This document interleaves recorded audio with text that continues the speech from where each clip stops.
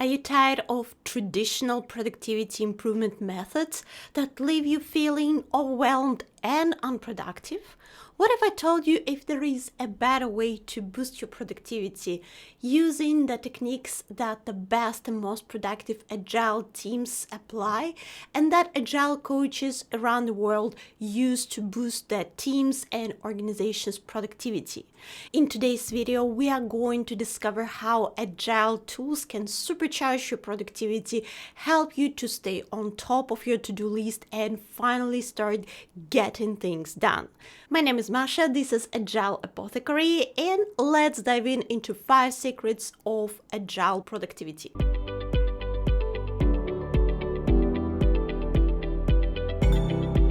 Agile is a new approach to developing new products and services, which is gradually replacing the more traditional old method, usually called waterfall, where we plan things, then design, implement, test, and deliver. Instead, we do short iterations, we keep on tracking the customer satisfaction, we keep applying continuous improvements technique, and as a result, we deliver things faster, we deliver better products, we keep our customer happy, and the team also stays motivated and productive. And the first secret of the top Agile teams is ditching schedules and milestones. It might sound surprising and counterintuitive because a lot of advice you would find out there if you look for productivity improvement tips would actually tell you to make a schedule, to make a work plan, to map out the milestones that you need to achieve in your work.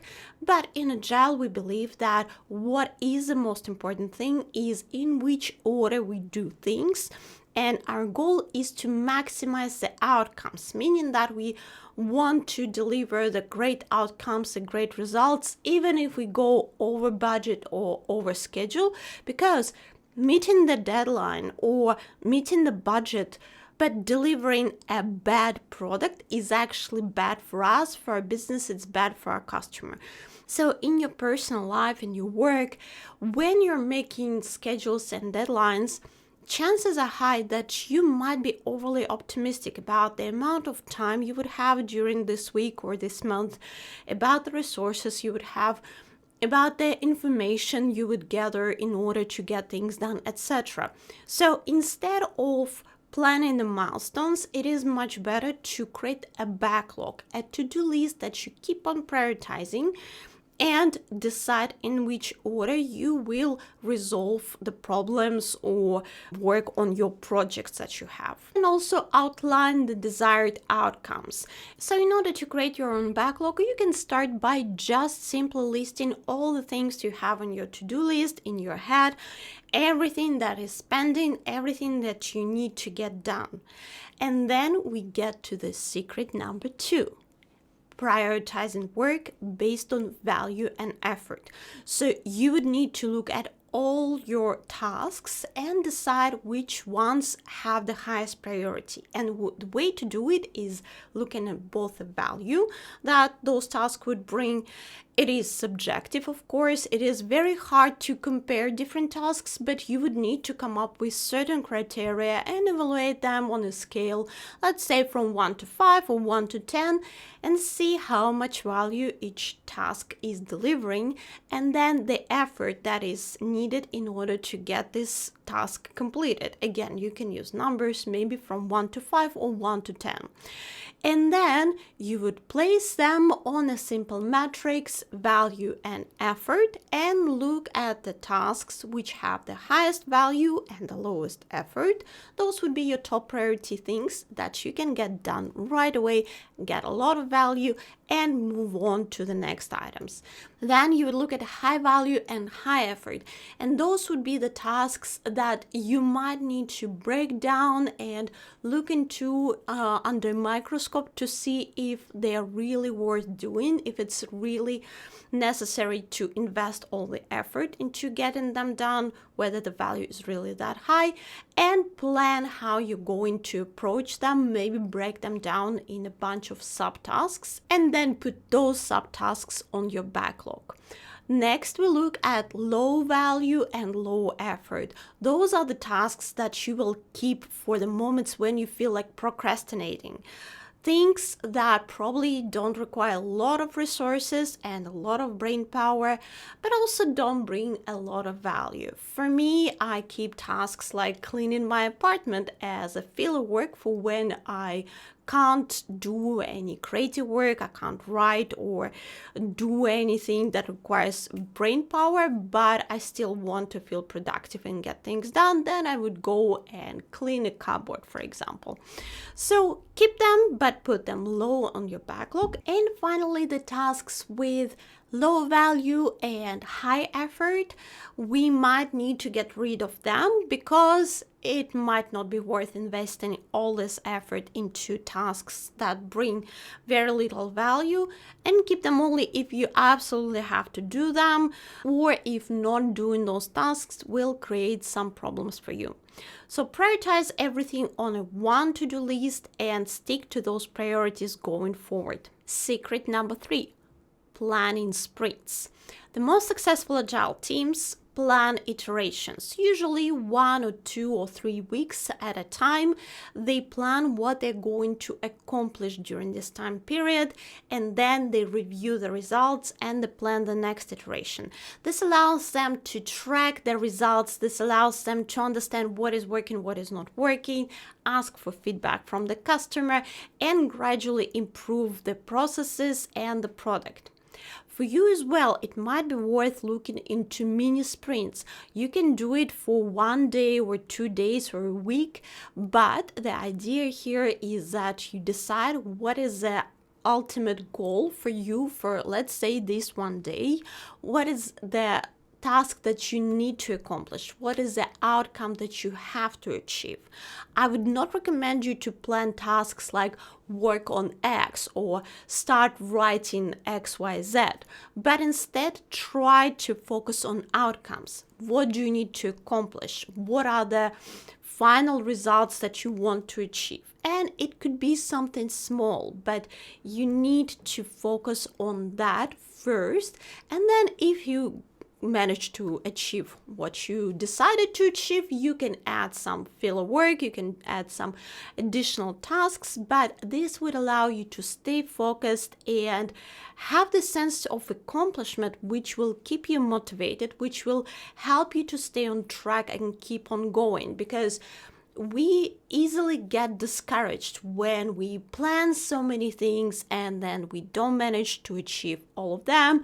Or a lot of people out there are perfectionists and they try to get everything done perfectly, and when it does not work, they get discouraged and they start procrastinating.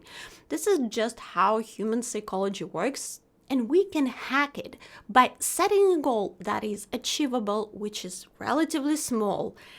Don't make it too ambitious. Don't try to shoot for the moon, at least in the very beginning. Make it so that you can keep on going and focus on achieving that first. And then gradually you might be able to increase the scope of your sprints and plan for more. But the most important thing is being consistent and staying on track for a long period of time. Secret number 4, limit work in progress. The most successful agile teams are limiting work in progress, meaning that they decide how many work items they can work on at once, and the less the better. Because when we work on many things at a time, we keep switching context from one task to another and then back, and every time we need to remember things, we need to acquire new information, what we missed, we need to get up to speed, and we are actually losing time doing that. Multitasking is a myth. We are not multitasking. Our brain is processing one thing at a time only. So whenever possible, try to stay focused on one task at a time. And for me personally, this is very difficult to do. I have ADHD. I need to read 5 books at least at once. I mean, not at once, but simultaneously. I need to have many projects going on, so I force myself to focus on one thing at a time and limit number of projects that I'm working on, so that I don't start a new project until I complete another project, because otherwise I know I will be spreading myself too thin and nothing will get done for a very, very long time. So decide your own limits, what works for you, for your type of work, for your personality, and set those limits. Don't spread yourself too thin and focus on one thing at a time. Secret number 5, continuous improvement. The secret of agile teams is that they keep getting together every week, every couple of weeks, and discussing what is working, what is not working for them, what they can improve, and how. And it's very important for you as well to do this sort of inventory with yourself and understanding what is working for you, what is not working, what makes you cringe, what makes you hate your work, what makes you love your work, what gets you motivated, what keeps you going, and what gets you discouraged. Analyze those things and see how you can hack it, how you can change it, how you can implement different approach in order to get yourself more motivated, get yourself more engaged in what you're doing. For example, for me, there are quite a lot of tasks that I don't like, and whenever I notice that I feel like I don't want to open my computer, I don't want to look at this, I don't want to be answering those emails, or I don't want to be looking at this data, I don't want to do it, I find ways to automate it, outsource it, or get rid of it, or replace with something else. And then it becomes extra engaging and fun for me because I absolutely love automation. For example, one of my most favorite tools is Zapier. I'm not sure how to pronounce it correctly, to be honest, but it's a tool which allows you to create automations between multiple different apps, and it works like magic. I absolutely recommend it. But for you, it might be something else. So try to identify the activities and things that keep you going, that don't help you, that discourage you from doing your work, and think how you could change your approach.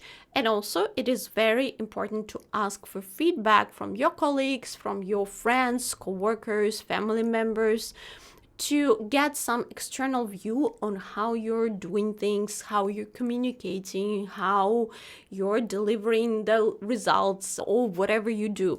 So get some feedback, try to get the most out of this feedback so that you can find ways to improve your approach and get better at what you're doing.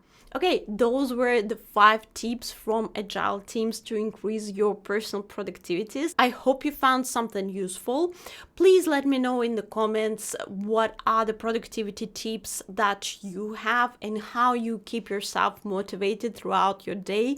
Maybe you have some other secrets that I did not cover. And I also would love to hear any feedback from you, so please let me know. It will really help me to keep going. Thank you so much. Don't forget to like, share, and subscribe, and I will see you in the next video.